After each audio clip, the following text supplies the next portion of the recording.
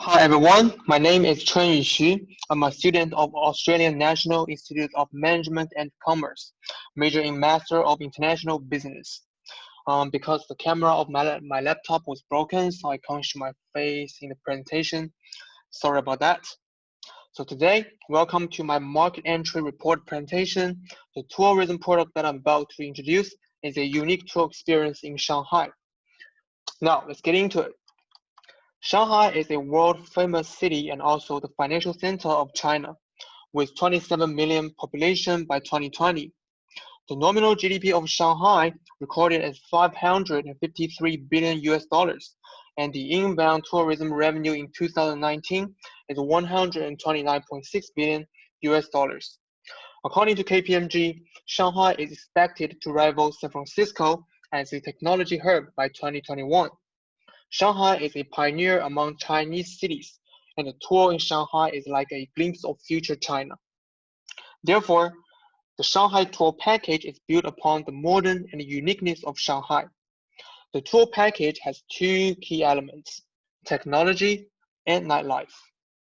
On the technology side, there are over 10 iconic technology landmarks being included, such as Shanghai Science and Technology Museum, where is one of China's most visited modern museums.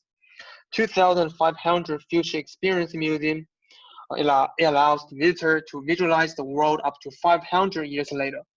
And the new Shanghai Tower, it allows you to overlook the entire Shanghai from above. Other sightseeing include Shanghai Ocean Aquarium, Shanghai Sightseeing Tunnel, Oriental Pearl TV Tower, World Expo Park, and Shanghai Financial Center. The activities and sightseeing are all planned on a daily basis, so our travelers can choose whatever they are interested in. And nowadays, Shanghai is home to at least 25 visual reality arcades. These activities will be fitting to schedule as well. Our nightlife tour is specifically planned for Australian visitors.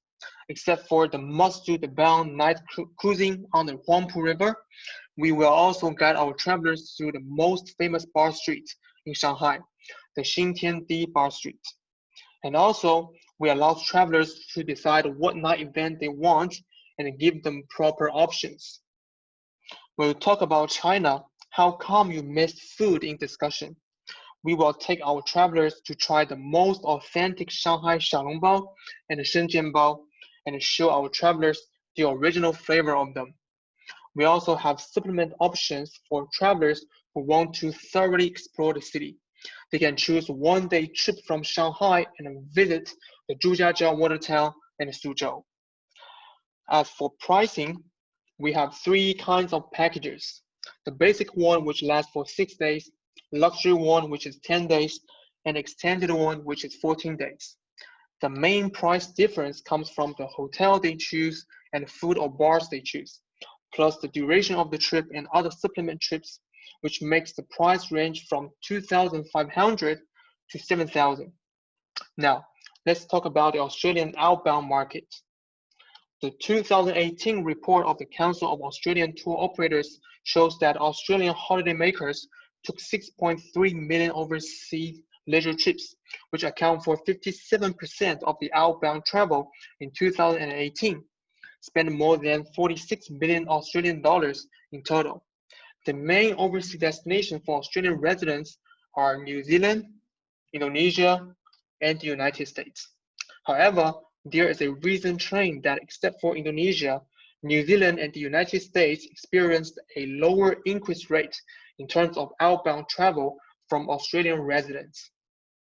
So, which country is the next destination for Australian? The answer might be China. China as a single country has the highest growth rate of Australian residents departures in the last 10 years.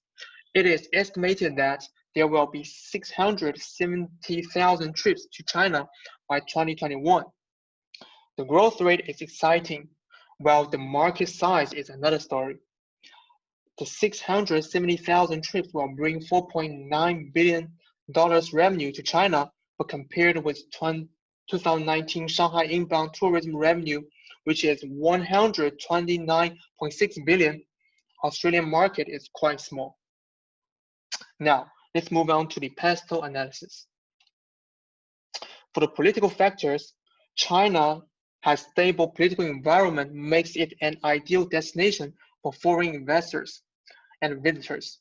However, the attitude that Australians hold toward China is a big problem. The losing confidence among Australians may have undervalued effect on China as a holiday destination.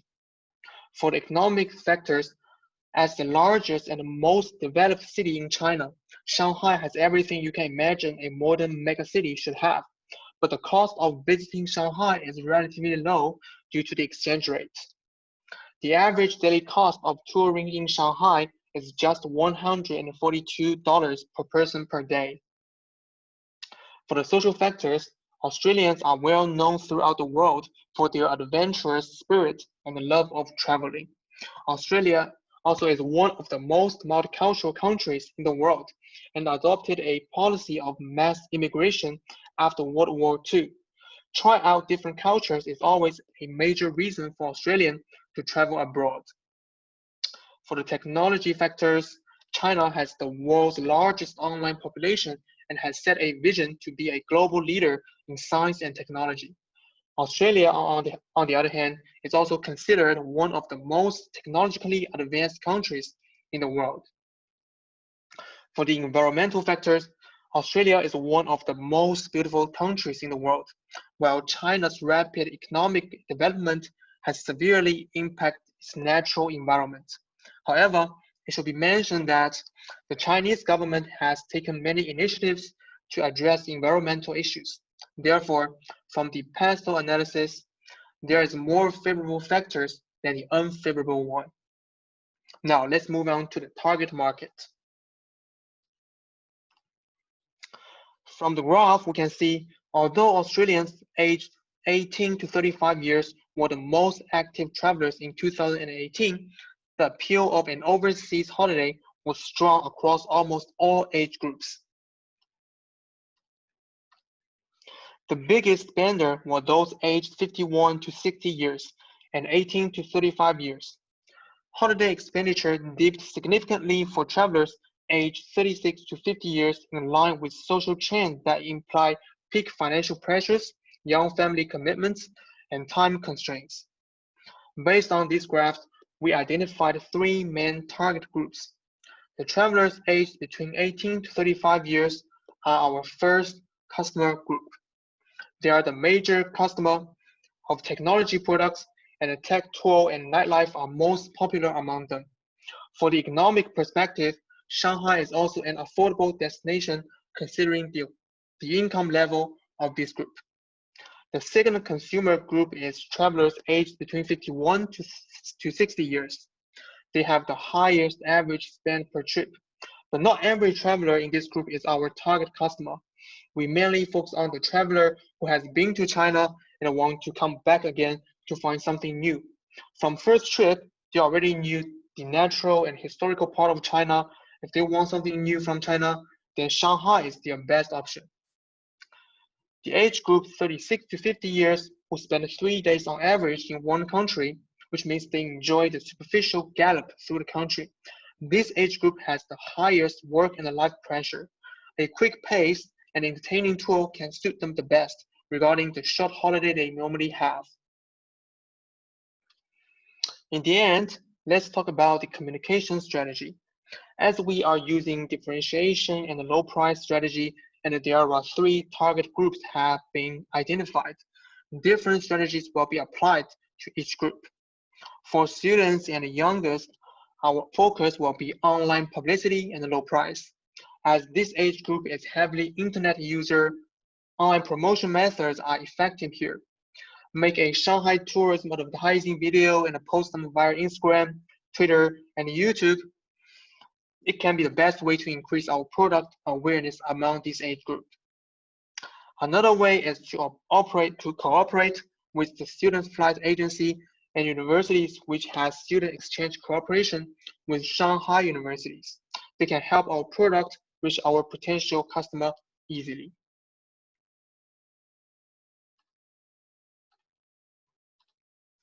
For Chinese culture lovers, Customer relationship management and data mining are the keys. Focus on their previous behaviors, check the rating of the former Chinese destination travelers who leave the highest ranking. In this way, we can pick out those potential repeat customers and promote our package via customized mailing or digital marketing. For the quick holiday seeker, we should cooperate with airlines which have a direct flight to Shanghai, such as Qantas and Virgin, and offer special tour package to frequent flyers. Making customized marketing content to highlight the convenience and uniqueness experience of our product may be a good marketing strategy for them. In conclusion, small Australian market size, distracted consumer attention by other cities, and the increasing intense relationship between the two countries are the three main challenges. We try to minimize the negative impact by setting our unique brand image and carefully selecting our target market.